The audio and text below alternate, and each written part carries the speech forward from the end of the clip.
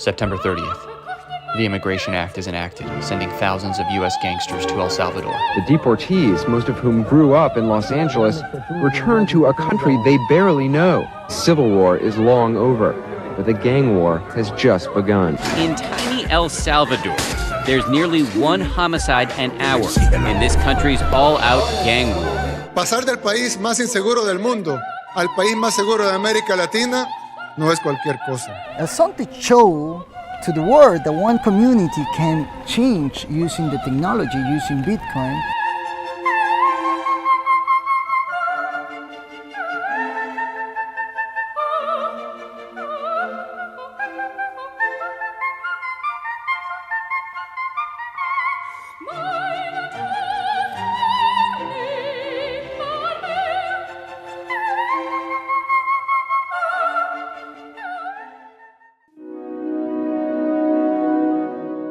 So thank you for joining us, Mike. As mentioned in the intro, this is Mike, Bitcoin Shooter. He's the documentary filmmaker who produced Comeback Country, which you saw a little bit of a moment ago. Fantastic piece of work, Mike, and thank you so much for joining us. It's an honor. And for those that don't know, Mike was retweeted by President Bukele himself. So truly, it's something else to have you here. Thank you. Yeah. Thanks for having me, man. Appreciate it. Yeah, of course. Yeah. We could just dive right in.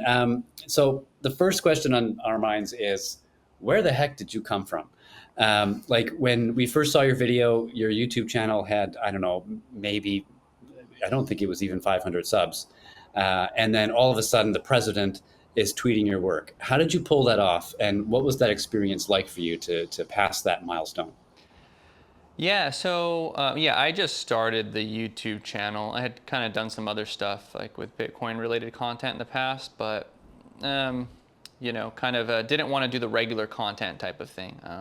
I wanted to do something that had a bit more legs and maybe would last a few more years. And so I've been doing film professionally for like 15 years now. So it's something I do professionally. When I was making the film, I was just focusing on trying to make it the best it could possibly be. I didn't know how I was going to distribute it, how many people were going to see it, and I didn't really think too much about that. I just kind of focused on the task at hand, which is, tell the story of El Salvador, where it's been and where it is and where it's going, and hopefully inspire people to go down. So. Once I kind of put it together and I was showing it around to a lot of the Bitcoiners that I know, the feedback was tremendous. And so I knew that I had created something nice and special, but I never thought about the president tweeting it out or anything like that. I never crossed my mind that this might get his attention and he might put this out. Not once, but it likely happened through some of the connections that I've made, working with Max Kaiser and Stacy Herbert. I imagine that, when they're kind of pushing it out and it's kind of, getting a little bit of attention that's how it came across his desk. So hopefully I get to meet the president. We'll see how it goes, but that would be an honor for me. That would be amazing. Yeah. Got on his radar. So what was that like when you got the notification that the president had tweeted your film? What did that feel like? Yeah, well, I had a crazy bad headache that day. I had gone golfing in the morning and out in the sun all day, and then I just had like this weird, like one of the worst headaches I've ever had in my life. And then I hadn't looked at my phone for a little while, and then I look at my phone and I already have my notifications for Twitter off because it just gets out of hand. But I saw a few notifications from friends, and then I saw one from Stacy, who messaged me the tweet and said like, "Oh, the president just started following you." Wow. And I was like, "Wow." And to be honest with you, I had celebrated finishing the film back in August when I pretty much had the final cut done because of the feedback I was getting. I had the most adrenaline was then, and I was driving back from Austin BitBlock Boom, and I just like screamed as loud as I could in the car because I was just so happy for like finishing it and finishing it at a quality that I appreciate and other people appreciate. So when this happened with the president, all the adrenaline was kind of gone already, and I was kind of like in the calm of it and just trying to think about why it felt so good to have him put it out, or why I thought it was so cool. And what I realized is it's getting the story out to more Salvadorans and having them see the story and knowing that, hey, you know, our message and our story is going out there. People will know what we've been through. And, you know, I've noticed how it's made Salvadorans feel when they watch it. They feel a tremendous sense of pride. And him putting it out there just means more Salvadorans we're going to feel that. So that's the best part of it.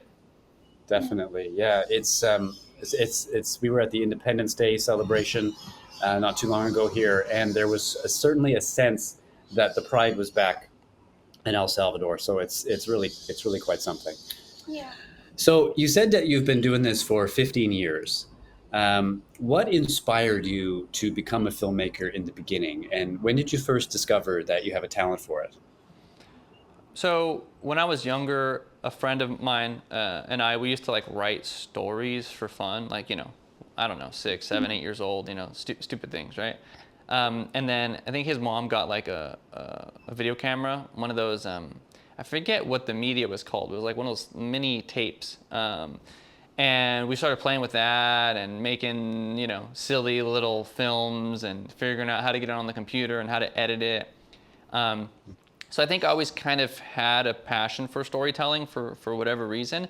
And I was always into technology, and I was always really interested in that. And so, you know, I started making videos for a few businesses for free, for fun. And that kind of led to other businesses seeing it and wanting to pay me to do it. And that's kind of how it got started.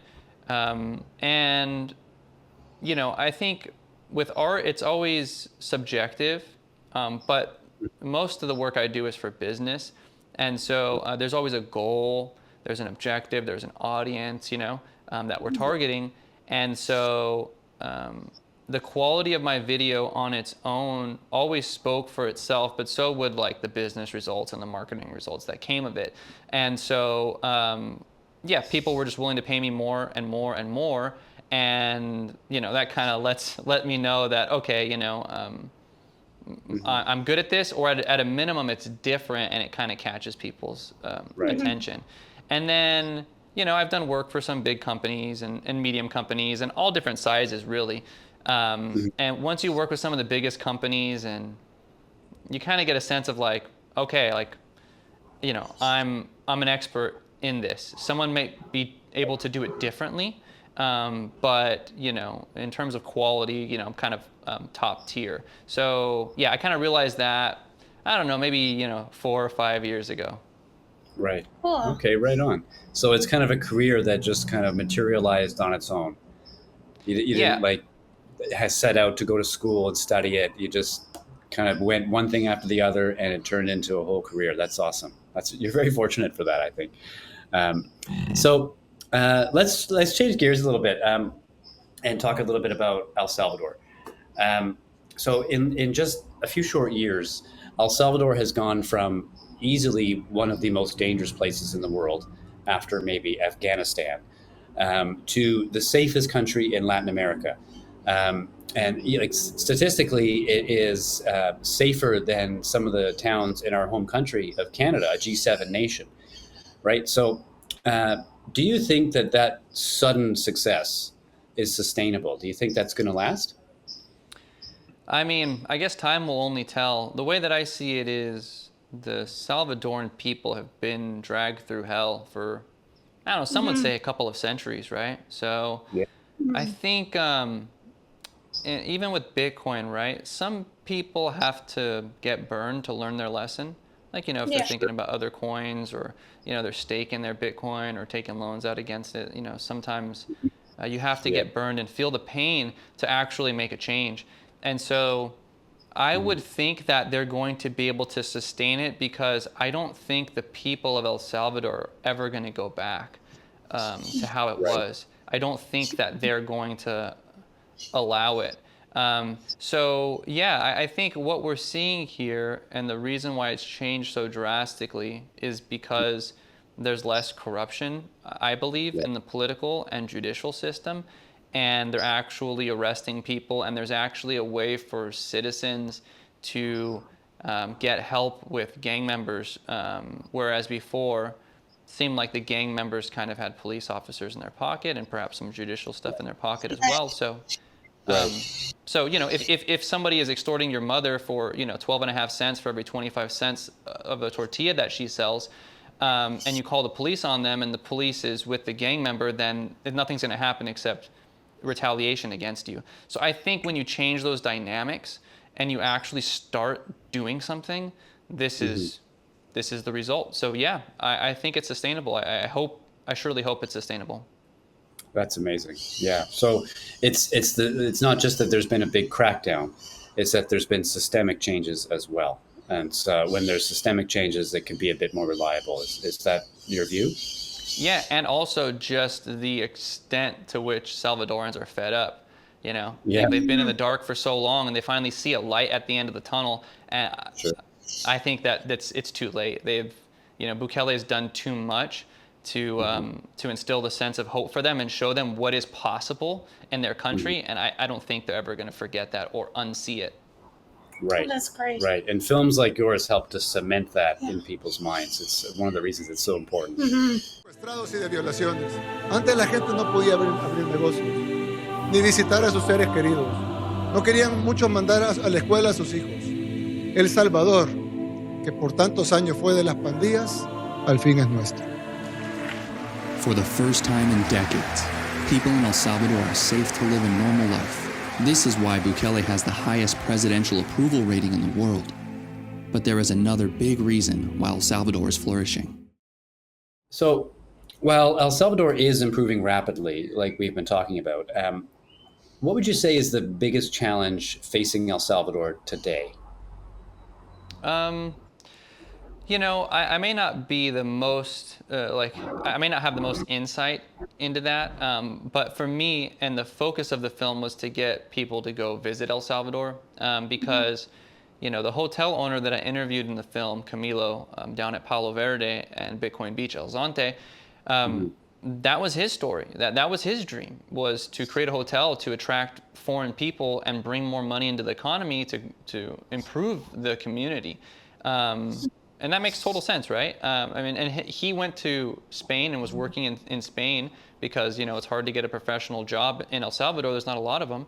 But he decided to come back because he wanted to see if he could improve his country. And he took his skills, which was, I think he got a degree in business, and, that's what he was working for. It was a bigger business and doing, business-related work. And he thought, I'll start my own, and I want to bring people here. So, in my opinion, I think that's probably the biggest hurdle, and it's been the biggest hurdle for El Salvador in the past, is just the lack of tourism, lack of investment, lack of outside money, mostly due to the bad image and reputation the country has. Even in the difficult years and before Bukele, it's my understanding, talking to Salvadorans, that a lot of the tourist areas actually still were safe. It's just anything you ever heard about El Salvador was violence and danger and gangs. There was nothing good ever coming out of El Salvador. So I think that's, and that's why I made the film. I think the tourism is the most direct way to put money into the economy and improve the quality of life for, all kinds of Salvadorans. So maybe there's something else. Maybe, there is something that's more important. But in terms of what I could actually do, I thought driving tourism was going to overcome the biggest hurdle for them, which is, just improve quality of life, get more money into the country, and, help these people live just a better standard of life. Right. Awesome. All right. So about half of our audience is Salvadorans living abroad, and many of them are living over in LA with you. They're listening to you right now. So what's your message to them? Yeah. My message is, I hope that they're as excited about their country as many of the Salvadorans I've met in El Salvador and around the world, and that they see it as a a home that they can return to now. You know, I spoke with Jose, I think the gentleman that you interviewed just a week ago or so, and I heard his story about moving. His father moved to LA from El Salvador during the Civil War or just after, when he was 19 years old. And now it's the complete opposite. He's sending his son from Los Angeles or the United States back to El Salvador when he was 19, and he's starting his own business back in El Salvador. And he describes it as having the American dream back in El Salvador, right? Because usually people in El Salvador, the dream is to go to America, opportunities and start a business. And now it's the complete opposite. And just like with Canada, you know, the trajectory that the U.S. is on isn't, getting better, it seems. It seems like it's just getting worse. But when you have a country like El Salvador that it's moving in the other direction, it's actually getting better, I think it's profound. I don't think it's really quite sunk in for people yet, and I think as El Salvador continues to flourish and grow, and more people become aware of how beautiful the country is and how beautiful the people are, and those who know of us who know Bitcoin, we know that it's only a matter of time before the price goes back up. So their investment in it will turn out to be an incredibly great move. So I think they just have a lot of really good things lined up for themselves. So for the Salvadorans in Los Angeles, my message to them is like, just enjoy this moment, tough times make strong men, and strong men make good times. And so that's the part of the cycle they're in now. To me, it seems like they're in good times. So just embrace the moment and celebrate it, be happy, be proud. Right. Yeah, and I mean, like, what about, like, and with regards to the other half of our audience who may be coming from all over the world, like from Germany, New Zealand, Australia, Canada, even the US, what would your message for them be? Yeah. So anybody who hasn't visited El Salvador, my message is definitely go down there and visit them. It's one thing to experience Bitcoin, to be able to spend and use Bitcoin to pay for things. That's something that's amazing. But of course, the country is beautiful too, and there's so many things to do there and see. And the people are truly kind. People say that about other countries, and but in El Salvador, there's something special about it, and I really do think it has to do with all of the struggle that they've had. And so for the people that are coming to El Salvador, my thing is just, I think you should be a part of the change. They have such great momentum. They're finally getting some nice things happening to them, and you can help them, and it's a win-win. You can go down, you can have a great time. You can help them, grow their economy, and it's a win-win. That's in terms of traveling. In terms of moving down there, you guys probably know more about that than I do. Well, we took the leap. We had never seen it before. We didn't visit. We just decided to just pack our bags and go. It was a leap of faith for sure. Earlier, we talked about how one of the challenges here is overcoming the image and the perception. And the best way to do that is, as you said, come and see it for yourself. Yeah. With your own eyes. Yeah, right on. So before we go, Mike, dying to know, is there a sequel in the works? Are you going to wait a couple of years and document Bitcoin City? Do you have anything else in the works already? Do you have any future plans, any films coming up? Nothing right now. Again, this is the first time I've put out a film like this. Usually it's for businesses, and it's a similar kind of style where, I'm telling a story, whether it's about a customer or how they make their product or their CEO or whatever. And, I have plans to start a family pretty soon. And finances have a big role to play. So I put this one out value for value. So people who, got value in it, they've been sending me some donations, and it's been really good. And, but right now, like, I'm just focused on getting as many people as possible to watch this. It's another win-win. The more people that see it, the more people who learn the story of El Salvador and understand where they are now and hopefully are inspired to visit. And the more people who see it, the more people are aware of me and my capabilities, and I'm sure opportunities will come of that. So for me, the thing that feels the most right is just to keep beating this drum and to keep getting people to see it. In terms of a second film, I don't know. I'm going to definitely have conversations with those that are close to me and as many people as I can talk about and kind of get a sense of what people think should be done next. I think I have a knack for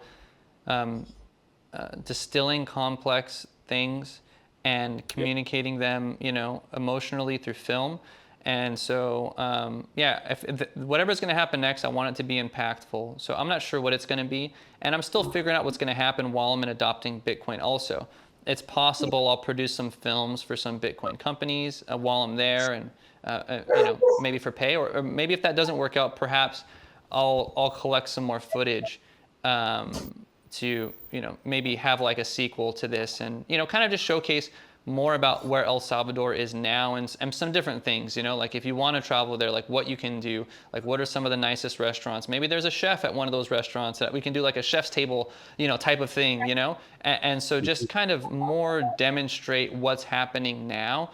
And, whether you want luxury or fine dining or adventure or, whatever, El Salvador has it for you. So, not sure exactly yet, but a lot of attention and a lot of inquiries have been coming in from the Bitcoin space, even a little bit of a Hollywood, believe it or not. So, I don't know. I'm open. We'll see how it goes. That's awesome. Right on. That's awesome.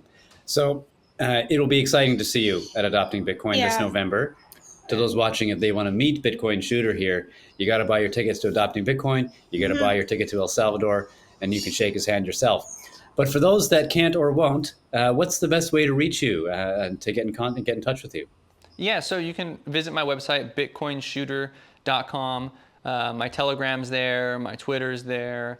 That's the best way to get a hold of me. If there's anything that you can do, this is for anybody out there, anything that you can do or anybody or any ideas you have about how to get more people to, see this film and learn the story of El Salvador, my eyes are open, my ears are open. I'm willing to hear anybody out. It's already been translated like in 8 or 9 languages, for subtitles. So more and more are coming. But I have artists, somebody like donating their time to design a poster for the film.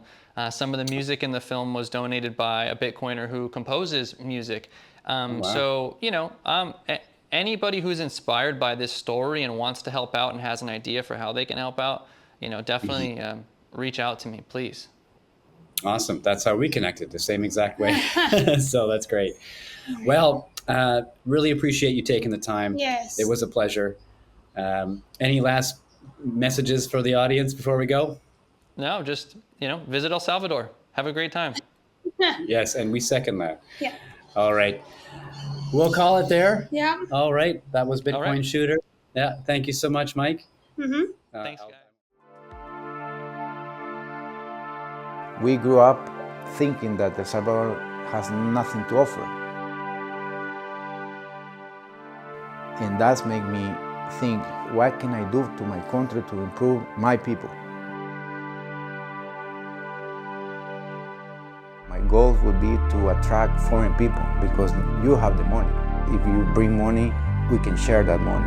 Put more money into the economy and to hire people and to make changes in my neighborhood, in my community. That's why I decided to create a hotel, because it's the only way I can show the beauty of my country, show how our people is. But it was tough at the very beginning, because El Salvador still has bad reputation. So we have to face and deal with this, with the media, but now it's changing. It's changing. The word of mouth, many people like you have come and you spread the word and say, hey, look, I discovered El Salvador, how amazing it is, how the people it is. And you spread the word. That's what I wanted, always dreamed of. people talk good thing about us, not just the bad things.